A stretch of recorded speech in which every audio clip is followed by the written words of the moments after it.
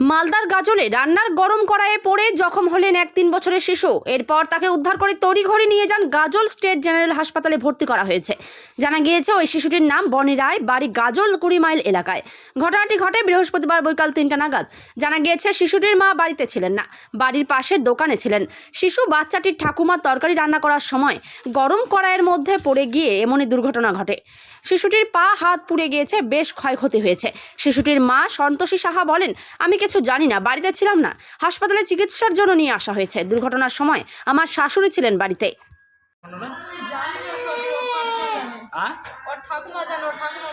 আপনি কি শুনলেন? কি হইল?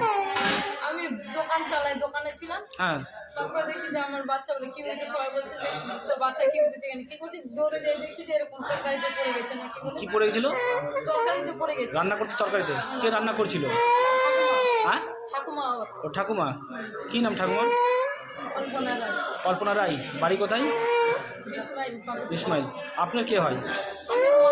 আপনার ছেলে? কি নাম ছেলের? বনি রায়। বনি রায়। ছেলের নাম বনি রায়। বয়স? 3 বছর 3 মাস। 3 বছর 3 মাস। আপনার নাম? সন্তোষী সাহা। সন্তোষী শাহ। বাড়ি? বাড়ি 20 মাইল। 20 মাইল। তারপরে কোথায় নিয়ে আসলেন? গাজল হাসপাতালে চিকিৎসা? কোথায় কোথায় ক্ষয়ক্ষতি হয়েছে? কেমন কি হয়েছে? পুড়ে গেছে? পায়ে, হাতে, গলায় কি হয়েছে? পুড়ে গেছে। পুড়ে গেছে। কেমন ক্ষয়ক্ষতি হয়েছে বিশালে? বেশ ভালো ক্ষয়ক্ষতি হয়েছে নাকি? ক্ষতিকারক প্লাস্টিকের ক্যারিব্যাগ বর্জনের নির্দেশ দিয়েছে সরকার। চারিদিকে চলছে সচেতনতামূলক প্রচার কর্মসূচি। রায়গঞ্জেও তার ব্যতিক্রম নেই।